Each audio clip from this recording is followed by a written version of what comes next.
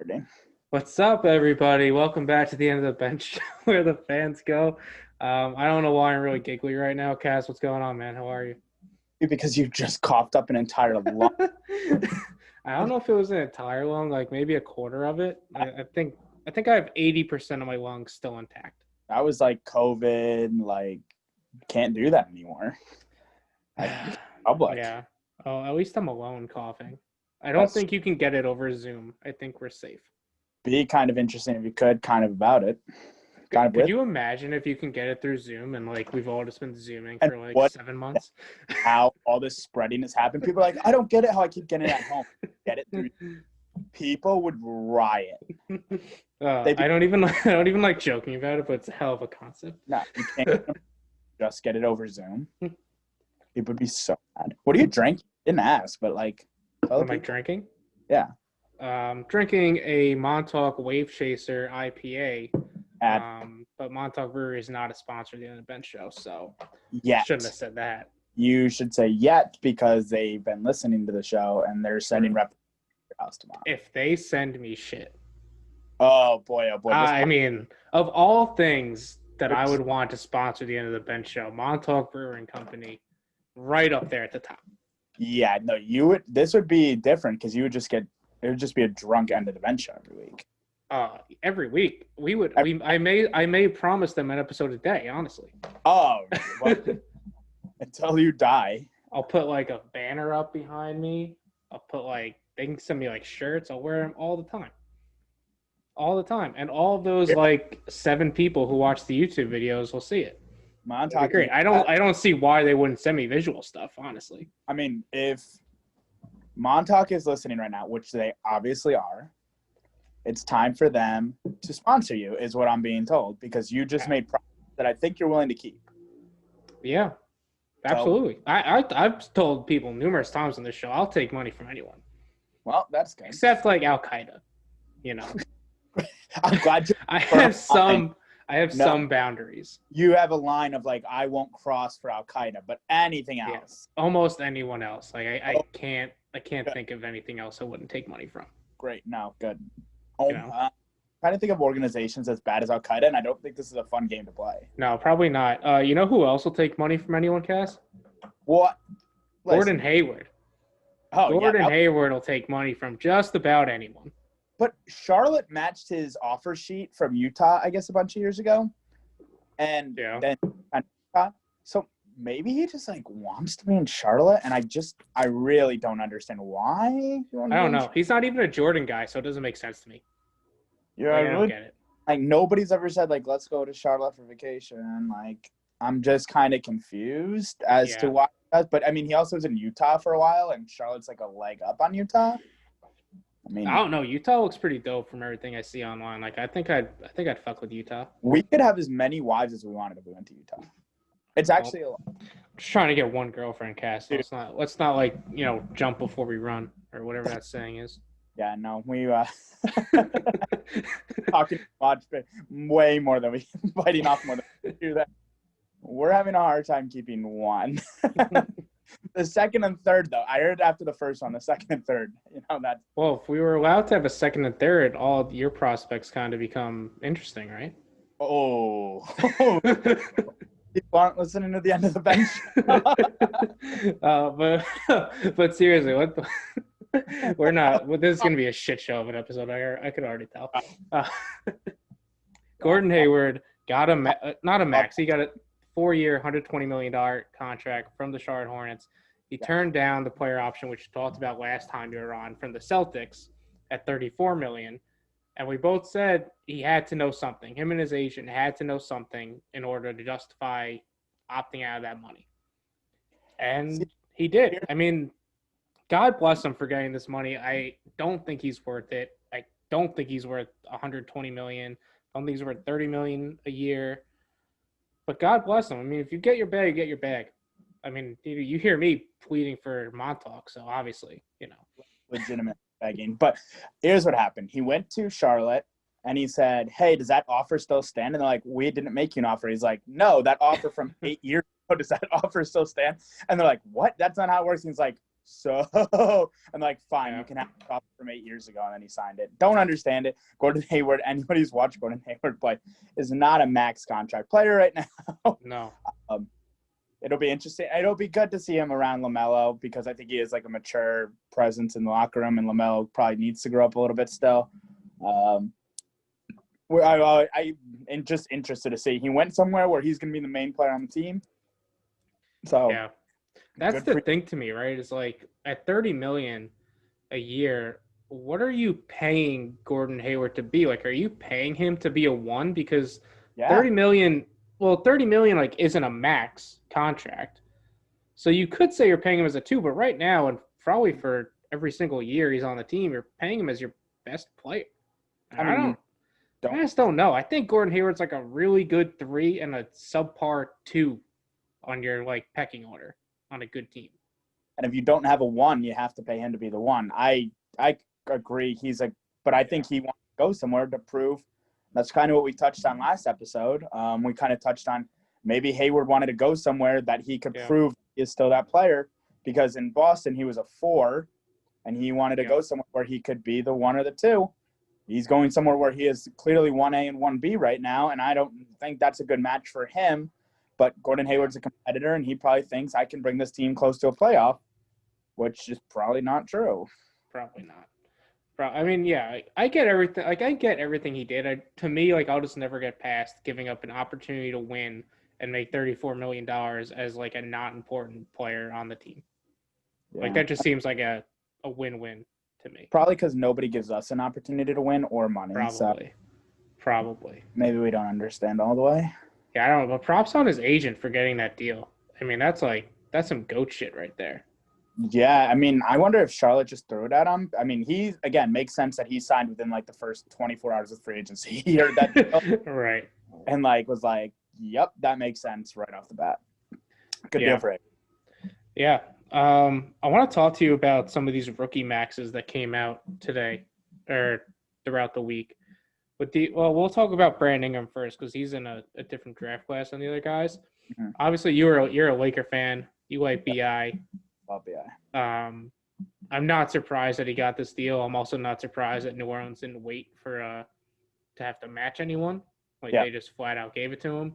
And I wonder if like GMs kind of knew that's how it was going to go down, because I was pretty surprised no one, like, you didn't hear his name at all for like, it's been what, this is like day 4 or like day 4 free agency. Like, it's pretty weird to not hear his name until he gets a deal done, but I mean, good for him. He's a Duke guy, so I love him regardless. But I think he's like a max guy that like people don't know a lot about, and I hope he changes that. Yeah, like, we were talking yesterday about how the Knicks should throw a max deal, and the guy with so much upside. He's so and crazy young. Yeah. Unfortunately, he got compared a lot to Durant at the beginning because their body types, they weigh combined 200 pounds. So, comparative to each other. I really like what Brandon Ingram has to offer a team. I was the hardest part to swallow for me for the Anthony Davis trade because we watched him develop to become a solid. Brandon Ingram to me is a solid number 2 on a team. Mm-hmm. I don't know who's the number 1 on that Pelicans team. Again, I talked about this, I love that Pelicans team right now. Would have loved it more of it at Drew Holiday. Well, they probably want it to be Zion. Yeah, but in this day and age, you need someone who can handle the ball, and I don't know. Yeah. Zion. No, I agree. I agree with you. But Brandon Ingram took a lot of the last shots for the Pelicans last year, and although the Pelicans weren't a bad team, it was a good experience for him to be that guy down the stretch of games. And he almost he almost helped them get to a playoff berth. Yeah. So I'm excited to see what Ingram does. I think he definitely was going to get this max contract from anyone. Everybody would have offered him this contract eventually. So some people were like, why waste our time? Even negotiating with Ingram. So because eventually he was just going to, be brought back by the Pelicans. So I'm excited what the Pelicans team does next year.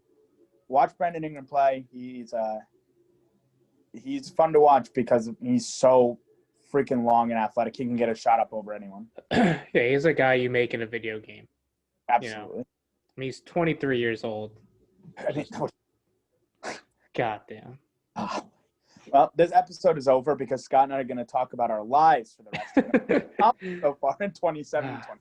Yeah, because it's not getting much better as we go on. Because I want to ask you, the rest of the rookie maxes that we heard were Donovan Mitchell, De'Aaron Fox, Jason Tatum, and Bam Adebayo. Yep. They were all drafted in 2017. Mm-hmm. They were all lottery picks. Tatum was the 3rd pick. I think Fox was the 5th pick. And Mitchell was 13 and Bam was 14. Yeah. If you're redrafting just those 4, how's it going? Because I think you know what I'm doing, but I think you're going to be a little different. Who is the 3rd guy? Tatum, Bam, Darian, and who? Mitchell. I'm not a big Donovan Mitchell fan, so Jason Tatum, Bam Adebayo, Donovan Mitchell, Darian Fox. Interesting. I thought you were going to go Bam first, to be honest. I really like Bam, but Bam really just – I mean, he was good the year before, but last year he really came out of the scene to be a superstar. And I really did fall in love with that Heat team. But Jason Tatum has the most talent. Kobe loves him, so therefore I love him. I'm going to disagree with you, though. I'm going to switch Mitchell and Fox. Are you going to put Mitchell at the bottom? Wait, no. What did you do? Fox at the bottom. Oh, I thought you did Mitchell at the bottom because you don't like Donovan Mitchell. I don't think Donovan Mitchell has a spot in the NBA nowadays, but he did in that series against the Nuggets. He kind of showed me that he can shoot the 3 a little better than I thought, and he can get a shot off no matter what. He's an incredible shot maker. Why don't you think he has a spot in the NBA? Like I don't agree with that at all. Well, for a while, he was like a mid-range guy. Yeah. And I never thought he was tall enough to be like the splasher that he thinks he is. I don't know. He would like average like 18 a game like his first year, and Dwayne Wade was like, this guy is the best rookie I've ever seen. I'm like, I'm watching. So I guess I've been down on him. I've been a hater because his hype was too big, which again, not his fault. So I'm not a big Donovan Mitchell fan. And again, watching him in that series against the Nuggets kind of changed my mind a little bit. Watching him day in and day out for 7 straight games in must scenarios. But then again, he couldn't close the Nuggets out up 3-1. Yeah, I mean, that's always been Donovan Mitchell's biggest thing. He's averaged 20 points in a season, every single season of his career. Yeah. And I think it was his rookie year when he faced off with the Thunder in the playoffs. Took him to 7 games. And he was basically, I mean, he was the best player on a court that had Russell Westbrook on it also, and the Thunder had more talent than the Jazz at that point. And, Rudy Gobert is not a talent to sneeze at either. So yeah, I mean, I agree with you that Donovan Mitchell belongs at the below Bam and Tatum. I would wonder if Bam being second on our list is a lot of recency bias though, because I mean, I don't know. I could see a world where it goes Tatum, Mitchell, Bam, Fox, but regardless of the world, Fox is last because Fox hasn't proven anything. Don't believe that Tatum. I think people probably believe that Mitchell's better than Tatum. I mean, really? Those people need to get their eyes checked then. You're looking at the stats. Mitchell has better stats than Tatum. No way. He's the best player on the team, and he doesn't have any weapons really around him. But Tatum's probably around 17 to 19 a game. I know this year he had a really good year. Yeah, Tatum averages 17 a game for his career. Which is at 2. Yeah. I mean, this year he averaged 23.4 in 66 games, so that's incredible. But he took a big leap forward this year. And again, it's always going to be different because he has so many more weapons around him. So he has to give, more. He has to give the ball up more than Donovan Mitchell, who is giving the ball to Gobert and some of their shooters around. Donovan Mitchell can take a lot more shots per game than Tatum. But if we're going on reputations, I don't know. Donovan Mitchell has a huge reputation already because of that rookie year where LeBron and Wade and everybody talked about how much they loved him. Yeah, he did the dunk contest too. I will say, I think Donovan Mitchell, we've seen what he's going to be. Yes. I can't see him getting much better than he is right now. And I know, this is not anywhere close to Tatum's finished product. Yeah, but as long as Tatum doesn't bottom out. I mean, I'd put Tatum first. I'm just playing devil's advocate. It's just yeah. No, it's fair. I mean, look, Tatum in the Heat series was a problem. And if we see that Tatum a lot more, then A, I'm going to be very unhappy. And B, he's going to be like not first on that redraft list that we just did. Yeah, for sure. I'm with you on everything you said there. I just would like to see Tatum continue to take steps forward, because if he stalls out at this, last year was like a borderline MVP candidate. If he stalls out at the year before, it'll kind of be. I mean, remember like Tatum's stretch like right after Kobe died, where he was like literally the best player in basketball, 30 a game, like on like 50% shooting, and he was. And then COVID happened. I was like, damn. Like I really wonder like how much different the Celtics season would have been if COVID never happened, because like that's just how elite Tatum was playing. Yeah. At that time. He got to rest his knee at least, so you know, him on the R2C2 podcast, sounds like his knee was banged up during that stretch, and he wasn't even sure how much he was going to be able to give. So, I mean, you gain one, you lose the other. I get it. It would have been interesting. I think a lot of teams probably have what ifs about what this season would look like without COVID. Yeah, except the Lakers. Except the Lakers, because this is where we thought we would be. Yep, they won the championship. They won the offseason. And got Marc Gasol yesterday. Stunned that they got Marc Gasol. Stunned that it's a 2-year deal also. Really thought it would have just been a 1-year deal. But yeah, like I listened to The Mismatch on the Ringer NBA show, and the host is Chris Vernon, and he does all of the Grizzlies games because he lives in Memphis. So he has like a pretty good relationship with Marc Gasol, and he's said like repeatedly like Marc Gasol is gonna stay in Spain and just not come back to the NBA. And I was like, oh, I have to believe it because it makes a lot of sense. Yeah, that's right? Like why?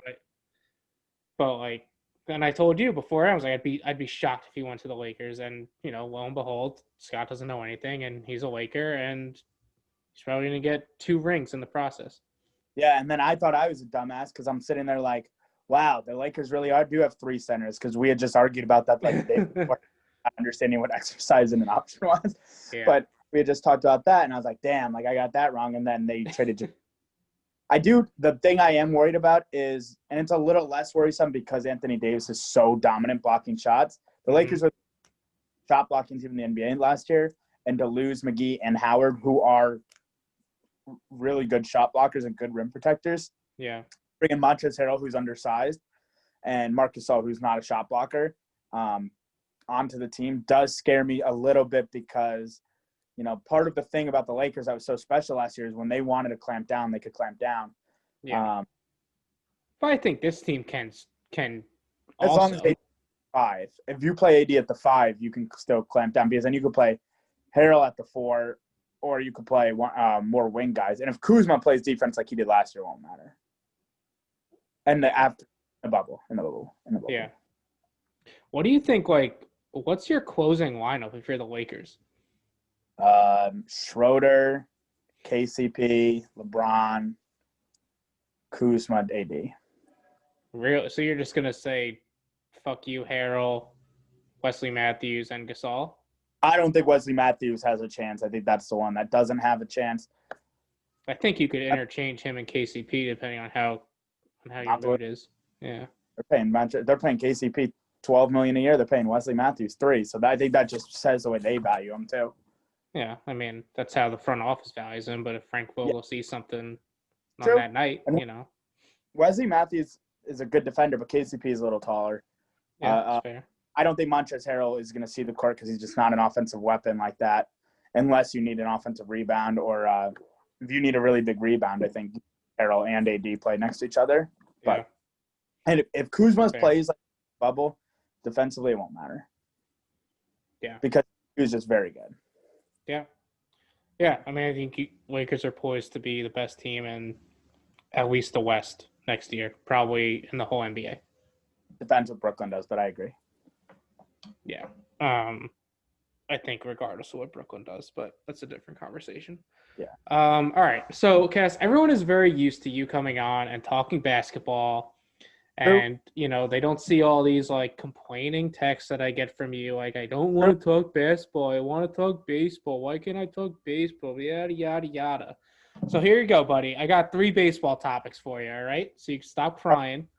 That's the sport with the bat and the ball, right? Yes. With the bat, the ball. There's usually a glove. Sometimes they barehand it though. Ooh, little bare hand, Yeah. no glove. You're not allowed to have fun. Okay. You can't swing on 3-0. Well, when you're up 6-0. Right, right. And there's like a pine tar that's like kind of cheating, but you could use it and it's fine. Ooh, kind of like it. Yeah. So I think, yeah, underhand for sure. Oh, yeah. Yeah. All right. So Charlie Morton, 1 year, $15 million to the Braves. What do you think? Love it for Atlanta. Yeah. As a Yankee fan, get him out of that division.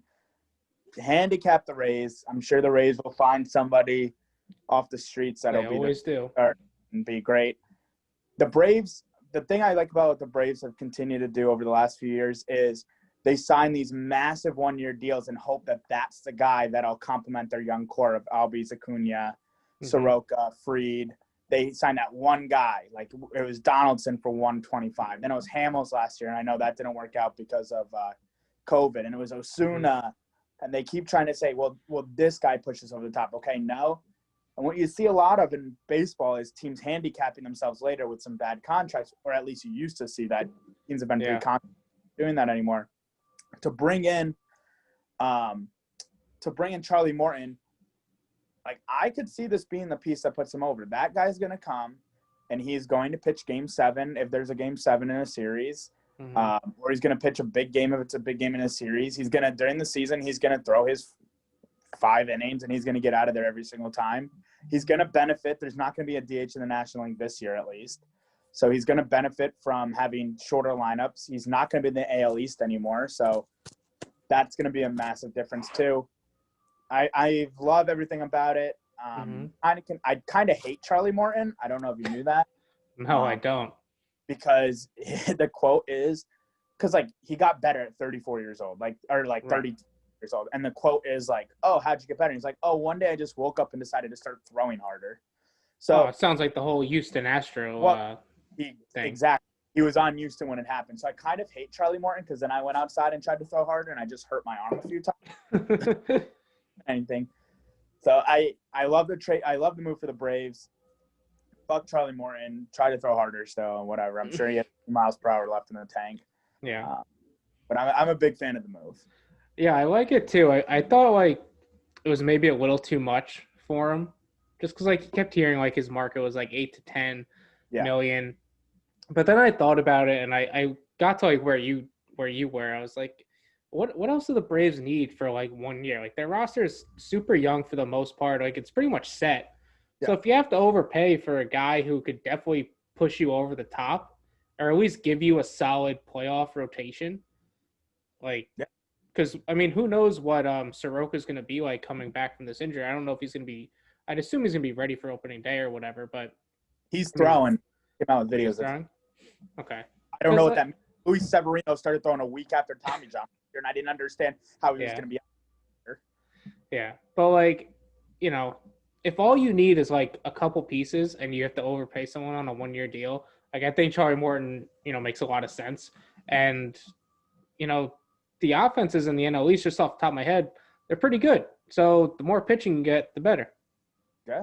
And you steal him from the Mets, who are probably in play for him. I'm sure the Marlins may have wanted to throw something at him. And that's why they were excited, because they knew they couldn't afford Charlie Morton. Yeah. But yeah, I mean, I think 15 is interesting because obviously the big dog is Trevor Bauer, so he's going to go for at least more than 15. He wasn't going to get less than 15 regardless. But I wonder now, I wonder what Trevor Bauer is thinking when he sees Charlie Morton at 15. Like, how much better does he think he is than Charlie Morton? I mean, I think right now Bauer thinking, what is Bauer thinking? Because that's a fucking terrible place to go. Because I think wackadoodle. Yeah, that's fair. If I'm Trevor Bauer, and I'm thinking right now, if I think the way Trevor Bauer thinks, he's thinking he's getting a Garrett Cole contract. He's thinking he's a $36 million a year pitcher. That's what Trevor Bauer is thinking. I just don't think he is. Like, I had this conversation with a couple of my friends, and I was like, it kind of depends on what he's thinking. Like, Trevor Bauer, off of the year that he just had, is worth, probably $27 to $32 million a year, right? Because it was stat special. But like, am I going to get that Trevor Bauer every year? Because if I'm not, he's not worth that much money. And he's kind of a headache. If I'm getting Trevor Bauer pre-Reds, and I'm not looking at his numbers, so I could be completely wrong, which is fine. Like, pre-Reds, like, he's maybe 18 to 24 million a year. I think that's even excessive because probably is. Before the Rays or the Reds with the Indians were 4 ERAs, he was really loud, so a lot of people knew who he was, and he has like stuff for it, and everybody's always seen this stuff. And then he came to the Rays or the Reds and just had this incredible year, year and a half. I think Trevor Bauer is an $18 to $24 million pitcher right now. I don't know if Trevor Bauer is going to. I could see Trevor Bauer taking like a 3-year, $100 million contract and just then trying to cash back in 3 more years. I mean, it wouldn't be a bad play. Yeah, because he's going to be like, all right, I'll be 30, and if I get a 5-year contract at 30 or whatever, I mean, I could see Bauer. Yeah. Something of that sort. But I don't know. I just get really worried, like, when players have this one really good breakout year with a team that they never played for before.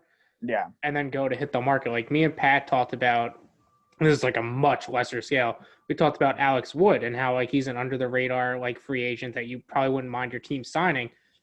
And my whole thing was like, I'm really nervous about signing people that were so successful only with the Dodgers, because I think the Dodgers player development is so beyond everyone else's that, like, I don't know. Like, do I believe it? Like, what are those players not on the Dodgers? Like, he may be a fine pitcher, but if I'm going to pay him off of what he was with them, I may get fucked.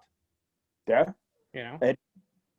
Everything you're saying makes sense about, seeing it with an organization, seeing it with that one organization. The Reds are notorious for developing really good pitchers.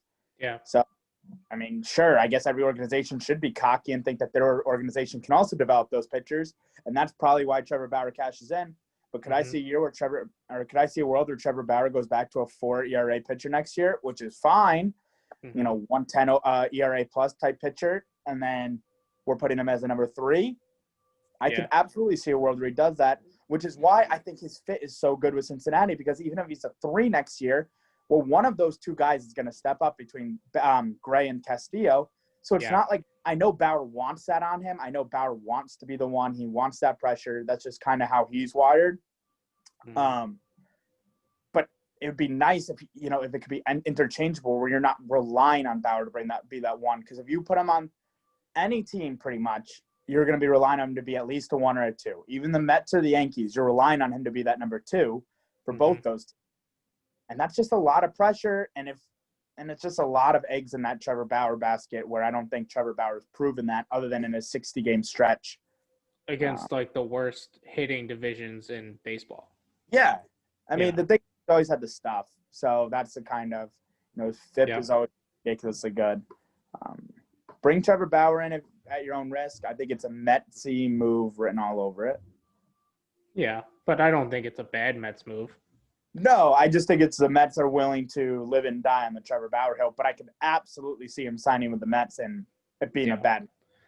Yeah, but I mean, if anyone signs Trevor Bauer and they get Cincinnati Trevor Bauer, I mean, it's game over.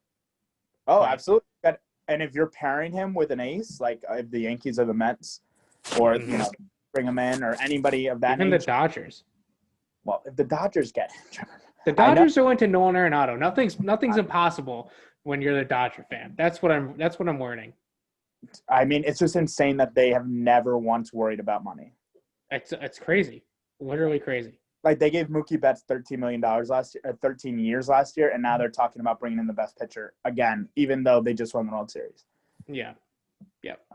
What do you think about the Dodgers and Arenado? Because we haven't talked about it even offline. I think it's one of those cute little things you do on your the show team after you win the World Series. You will get the best position player available. I mean, you're probably trading Lux, and they're probably asking for May. Doing an Arenado deal. That's really steep to pay. If you're the Dodgers and you believe your World Series window, it's obviously still open. If you believe this Arenado thing guarantees a World Series, kind of like the Mookie Betts thing did, and you can win 3 World Series in the next 5 years, why not? I mean, he's the best. He's the best player available. I think it is kind of fucked up to Justin Turner after that guy's been the heart and soul of your team. Yeah. People don't make moves with their hearts; they make them with their brains. And Justin Turner's 36 years old and doesn't care about COVID. Yeah. I mean, Power talking about it last episode, and we basically if the Rockies get him, they have to get the top pitching prospects from the Dodgers, and they probably have to get MLB ready pitchers. So Dustin May is definitely in there. But I wondered if you could you throw enough pitching at the Rockies, which they've never had, to keep Gavin Lux? Which I don't think you could, considering the Rockies probably won't be able to re-sign Trevor Story this offseason. That's true. If you don't have Nolan Arenado, you probably could keep Story. But, I mean, you'd have to put in Gratterall. You'd have to put in Urias. And, not the good news. The news for the Dodgers is Lux's stock is down because there was no minor leagues and he didn't play in the pros. Yeah, that's true. So his stock is down, but I mean, Gavin Lux, we've all heard that name for a while. He was the consensus favorite to win the year this year. And I mean, how much do the Rockies, I mean, I know it's stupid, but how much do they just not want to give their best player to a guy they have to play 18 times a year? Well, that's what I'm saying. That's why they have to get every pitching prospect the Dodgers have that's worth a shit. And they have to get Gavin Lux too. It starts at Gavin Lux and Dustin May, and then we work from there. And then probably want Gratterall and someone else. Yeah, but you know what? Nolan Arenado is the best third baseman in baseball. He's one of the best players in baseball, period, when he's going right. That should be the trade for Nolan Arenado, regardless of in division or not in division. Well, I think there's an in-division tax, too. Yeah, unless the Rockies just don't care because, there's no way they're going to beat the Dodgers regardless. I mean, I agree. But they also have to sell seats. Well, maybe they'll sell seats when Nolan Arenado comes back. Yeah. Or maybe you don't have to sell seats for a while. Who knows? That's true. COVID. All right, let's move on, though. Blake Snell, kind of the story of the World Series. Do you think he gets traded? Yeah, I think the good thing – not the good thing, because I think it's awful for baseball. I think what Tampa does is – they never sell low on a guy. As soon as his stock reaches any value, they're gonna and starts making any money. Yeah, they're gonna. I think they also kind of sour that relationship by taking him out of Game 7. I don't know how Snell cares, but he should care quite a bit because it's not even that the Rays made a bad move. It's an organizational philosophy that they believe. Kind of why I've been pissed at the Yankees for a bunch of years. They just believe they're the smartest person in the room always. Yeah, and they want to make the move just to shock you, and then they'll be like, "Oh, see, it worked." And sometimes that doesn't work, and that's most always times doesn't. Recently, when they're like, "Oh, we're gonna start Davy Garcia for 36 pitches, and then at the 37th pitch, we're bringing in J.A. Happ," but those kind of moves, I think are just they're just what the organization believes in. They're fly guys. They believe in their bullpen. They believe in their horses in the bullpen. So if I'm Snell, I'm looking to get out of there. Yeah, but what's his deal? Isn't it 3 years, $42 million? Yeah. Left. I think it increases each year too. Let me try to pull it up. I mean, if it's $14 million a year flat for a guy who won the Cy Young, I mean, with that much control, he's going to have, you're going to have to pay an arm and a leg, probably 3 arms and 3 legs for him. But, that's why I said the Dodgers, because you probably have another trade that starts Lux in May. And then probably. You're looking at that. I mean. Yeah, so, all right, so I have it up. So, next year, in 2021, he's set to make $11.1 million. Then the next year, it jumps up to $13.1. And then in his final year in 2023, his age 30 season, he makes $16.6 million. Okay. So it does incrementally jump up. It increases, and it gets to like the age. It doesn't increase past age 30, which seems to be like that magic number for pitchers and like front office and the front office's eyes. Mm-hmm. So like, I guess that's okay. Like, I still think like if you get the Blake Snell that we saw in the postseason, or at least in the World Series, like these numbers don't bother me at all. Like I have no problem paying Blake Snell 16.6 when he's 30 years old. But I think the Rays do. I think. Oh no, yeah, the Rays definitely do. Like I understand that, but like if I'm another team in baseball and I like strike out on some of these signings, because there's a lot of good like depth signings you can make in pitching this year if you don't get Trevor Bauer, and you strike out on them because everyone always needs pitching. Like I don't know, I'm pretty tempted to like call the Rays and see what they want, but I'm also kind of scared to trade with the Rays because they seem to win trades more often than they lose them. Every time, Randy Arozarena, every trade they do, they win. If you're the fucking Angels, go get your everything. Every prospect you have doesn't matter. Like, I don't even know who their best prospect. Oh, start with Joe Adell. Every single prospect you have. I don't know prospects, so I mean, this is all you. Well, Joe Adell was like the fifth best prospect. He's a right fielder. He came up this year and wasn't that great. Okay. For the Angels, like, I don't know the Angels farm system that well after that, but go get Snell at all costs here, because you bring in a guy like Snell and then you get one of those under the radar signings you have, and Ohtani comes back next year. Now you might have given Mike Trout a chance to make the playoffs. Congratulations. Like, you bring in a Paxton, a Snell, and you have Ohtani starting for you, and if the ghost of Dylan Bundy or whatever Dylan Bundy is nowadays, and you have those guys, Dylan Bundy got Cy Young votes this year. Like, I didn't even know that. That little chunker, like, he got like Cy Young votes. And you bring those guys in and bring them with Andrew Haney. You just rebuilt your whole rotation with two moves. I get it. You're gonna have to. I don't know who else they're gonna have to trade other than Adele, but I don't know. That's who I immediately think of. I think if they need pitching all the time, or if you're the Blue Jays, go fucking trade some of those young bats and bring in another stud. Ryu is great this year. Yeah, except the Blue Jays are fucking like interested in more hitters. Yeah, well, they're dumb. I don't get it. I don't get it. I don't get it. I don't either. Unless they think that Peterson kid is like the real deal, which, I mean, he throws like 102 miles per hour. He looked great. Yeah. Did he have Tommy John? I don't know. But my thing is, even if he looks great, that was his first time through just the East. Like, you want to know if he's great? Go trade him for Blake Snell. The Rays will turn into a stud. You'll get Blake Snell. Yeah. But you can never have you can't have too many. Like, two pitchers is enough, because I don't think Ryu was like that great. I mean, he came in third in the Cy Young this year. Okay, yeah, that was this year. Like, he won the Cy last year. Yeah. I mean, he consistently good, but he's a number two. He would be a good number two. All right, Blue Jays, go sign Trevor Bauer. That would be something. Yeah, good luck telling Trevor Bauer. We don't know where we're playing next year, but would you like to sign with us? Probably playing in Buffalo again. I mean, because the Raptors are playing in Tampa Bay, so they're definitely not going to play in Toronto. I guess it's a different season. I guess there's time, but I doubt they would be in Toronto. Yeah. I mean, I just think that probably inhibits them from signing free agents, because you're telling these big money guys, hey, do you want to be a Buffalo? Want to go to Buffalo this year and then Toronto for year two? It's pretty cheap to live in Buffalo. They may want to. Is it cheap to live in Buffalo? Yeah, I think so. Upstate New York's really not that bad.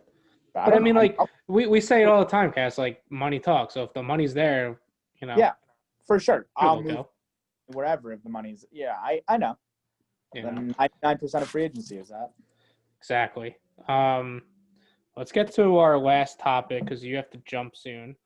Carlos Correa has seemingly been made available by the Astros, or at least they've said they'll listen to calls on him, which I think any team should do. What was that?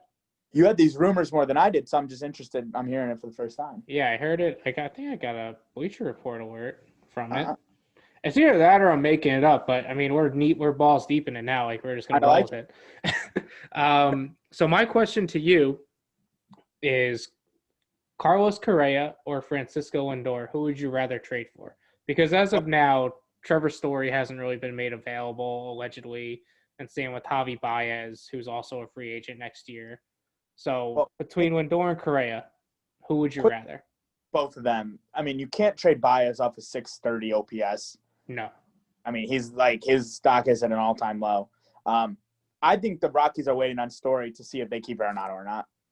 If they keep Arenado, Story. Don't keep Arenado, they'll probably try to keep Story. Who would you rather keep before we jump to the short? Who would you rather keep, Story or Arenado?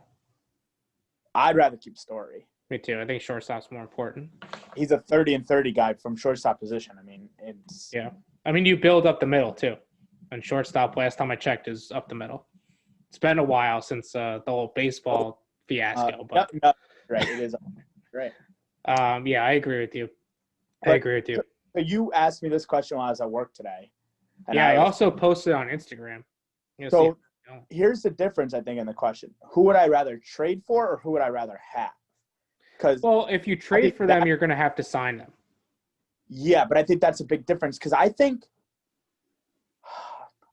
if you tried to trade for Correa last year and, he was available, I think his stock was really low. He was coming off a bunch of injuries. Mm-hmm. He came out, was the face of this whole cheating scandal, and then kind of, stuck it to all of us. He had a really good year. When he's healthy, there's no doubt that he's one of the more talented shortstops. He's just never healthy. I think it's both Francisco Lindor, in my opinion, is a top 10 player in baseball. Carlos Correa is in the top 50. But I also think that you could get Carlos Correa for a lot cheaper than you can get Lindor. We've talked about that in terms of the Yankees, of what that would mean. Yeah. I don't know if I agree with that, though. What do you think? Because of everyone knows that the Indians are not able to re-sign Lindor. So sure. if you're the Indians, you don't have any leverage, right? But if you're the Astros, there's no reason to believe you can't just re-sign Correa yourself. But what is the market for Correa? I would assume it's the same market for Lindor. He's always hurt. He hasn't I guess, but Lindor doesn't always play, does he? Or is he a clean bill of health? Look at Correa's gameplay. I have his stats up here for the next part of the conversation. What's Correa's games played since what? He came up in 16, 15? 15. 15, he played 99 games. That was his rookie. I don't know. Yeah, he won rookie. Yeah. The next year he played 153, so that's amazing. And then, 17, 18, 19, he played 109, 110, and 75. But last year he played 58. I get it. I get your concern. Yeah. I'm trading for Francisco. If they're telling me that it's a similar package, I'm doing it every day of the week and twice on Sundays. Or because he's just – Francisco Lindor changes your team right off the bat. Carlos Correa, to me, is if you sign George Springer this year. He moves the needle, but he does not move it like Francisco Lindor does. If a team brings in Francisco Lindor this year, I think that they automatically jump up in the division. Yeah. Unless they're right at the edge, I don't think I think the Correa trade is great, but it needs to be partnered with a few moves. That's fair. I think it only gets interesting for me when you have to factor in the fact that you're going to have to sign both of them. Either of them, when you trade them. Well, I told you, I think the only way that they do this, any team would be, do this is if they get that extension window. Yeah. But the Dodgers didn't get that extension window with Mookie Betts. They just said, well, fuck it. We're the Los Angeles Dodgers. We believe we can sign Mookie Betts no matter what. Mm-hmm. And they were able to get the deal done. And I think, the Indians are going to say that. Be hey, if you want that extension window, if you want 48 hours. Yeah. Because once you make that trade, say you make that trade for Lindor. Let's just go with the Yankees because that's our team. But explain the extension window because I don't think everyone's going to understand. So, and this is what the basis of what I get off of. And whatever year Johan Santana was traded from the Twins, he was originally traded to the Yankees. They had an opportunity to they gave them 48 hours after the trade that they could work out an extension. If the Twins gave that to the Yankees. Yes. If they didn't work out that extension, he was going to go back to the Twins. Obviously, they didn't work out that extension.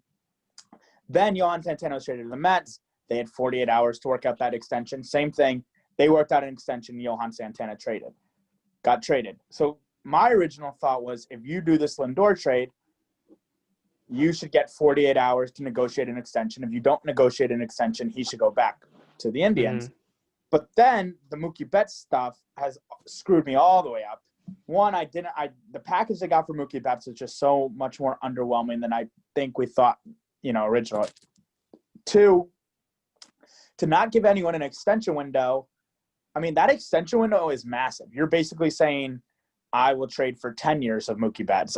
The Dodgers, if they had that extension window, would have traded for all 12 years of Mookie Betts or 13 Betts rather than, they were really risking it. They had a lot of risk involved. And it's why I think if the Indians did give that window, the Indians would then, for instance, ask for Glaber right off the bat. Because then they're saying, okay, it's Lindor. You're getting Lindor for as long as you want him, as long as you work it out. So you're saying the extension window warrants another top prospect or whatever going back to the team trading him. Well, because if you don't, which is fair, just want to clear it up for everyone. Yeah, and I don't. But then them not doing it for Mookie, the Red Sox or the Dodgers with the highest, profile player we've seen traded in a long time since A-Rod, with only 1 year left on his deal, which I don't know the last time we had seen something like that, and not giving that window, knowing that he was going to need 12 or 13 years after in the offseason, that trade went down. It made me think that, maybe a team like the Yankees or a team like the Mets will believe that, hey, they're going to like our city so much that they're not going to want to leave. And then you can get them for less because you're not going to have to include that extra prospect because there's no guarantee that you're going to get to keep them. Yeah, that's fair. I get that. I get that method of thinking. Like, the only thing I would counter with is if I'm re-signing a guy to a lot of money, because that's what I mean. Whatever we think of Correa and the cheating, I think he's still going to get a ton of money as a free agent. Same thing with Lindor, obviously, because I think Lindor is a better player. If you're paying them, you want to have elite postseason production, right? Yes, and that's Correa. That's Correa. I mean, obviously, we don't know what to look at and what not to look at because we don't know when the cheating started. Mm-hmm. But, we could assume that they weren't cheating this year. They would be incredibly stupid to try to hear everything. Yeah, that's fair. Those garbage banks. That's fair. But Carlos Correa in the wild card, OPS 1.6, in the DS 1.7, almost 1.8, and then in the ALCS 829. They're still really good. It was his best postseason of his career. Almost by far, to be honest. He wasn't good in the postseason when they were cheating. 2019 was not a good postseason for him, and neither was 2018. 2018 was okay, but 2019 in the DS, his OPS was 368. His highest OPS that postseason was 780 against the Yankees. That's great, but he has those moments he'll hit a walk-off homer off Happ in 19. Yeah. He hit the ball in the gap off Chapman in 17. He has these moments. Yeah. So he's a big-time player, and it's kind of like Gary Sanchez because Sanchez keeps having hits a bunch of homers in the playoffs, but Sanchez is the worst postseason hitter of all time. Yeah. I agree. But do you believe in Correa this season? He figured it out in the postseason, or was this just an aberration? I don't know. I mean, I look at the team, the pitching he faced. I don't think the Twins' pitching excites me. Fair. Same with Oakland. I mean, their bullpen excited me, but not really their rotation. And then his worst series was against Tampa, and their pitching is the best of the three. But his OPS was still very good, 829. I would like a player to hit 829 OPS. Mm. But I don't know. I mean, my other question to you is that if you're going to pay a guy like Lindor or Correa the amount you're going to pay them, you're going to want them to set a standard, number one, and probably a culture. And I don't know what culture I like more. Correa's got. Well, they're very different. Like everything we hear about Lindor is very like easygoing. Like he's always smile. Like they call him Frankie Smiles, right, or whatever the hell they call him. Cheater.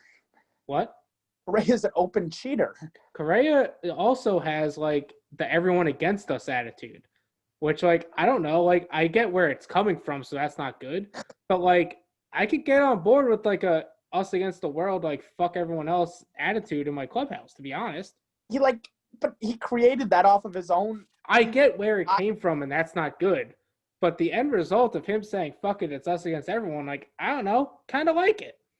I mean, sure, but I mean, it's just so he came from a culture which the manager admitted that he had no control over his players. I mean, like, right? I'm not saying how it came about is good. No, I know. Not. Like that's what he believes in. Like he believes in like doing really. Does he believe in it, or is he just like playing the role? I mean, that's the big question. I mean, hopefully he took it out. I have a question for you. Yeah. Those 4 shortstops. Rank who the biggest to the least contract. I think it's funny. I think Correa gets the lowest contract. Really? after all we just said. I think Story is third, which I don't agree with, but I think he's second? Yeah. Just because I think the Colorado thing's going to come into play with Story. I don't know why. I just think it is. I don't agree. I think he should be second or first, but I think like the Colorado thing is going to be real when he hits the open market, and I don't know how to judge it. And obviously, you're saying Lindor's first. When Lindor is on the field, I think he's the best shortstop in baseball. I think Story has a lot to say about it. To be fair, but I think Lindor is number 1. I think you're looking at a Manny Machado type contract for Lindor, which would definitely be the highest. 10 years, $300 million. Yeah. Well, what do you think? What's your ranking? I think Lindor. It's not even close. Lindor is again top 5 player in baseball. Mm-hmm. If we're going honestly, it should be Story next, but I could see it. That's what I was trying to say. It should be Story, but I could see it not being it. But like, if we're going off of what it should be, if he stays in Colorado, I could see like a 9.270 for Trevor Story. If he stays in Colorado, because why the fuck do they care about it? That's true. That's true. I was assuming that he wouldn't re-sign with Colorado under it, but that is a good point. Baez and Correa, it completely comes down to this season. Baez was like legitimately one of the worst hitters in baseball this year. He was on my fantasy team. I'm very well aware of how bad he was. Like 630 OPS, like one of the worst hitters in baseball. Yeah. I paid a lot of money for him in our auction draft.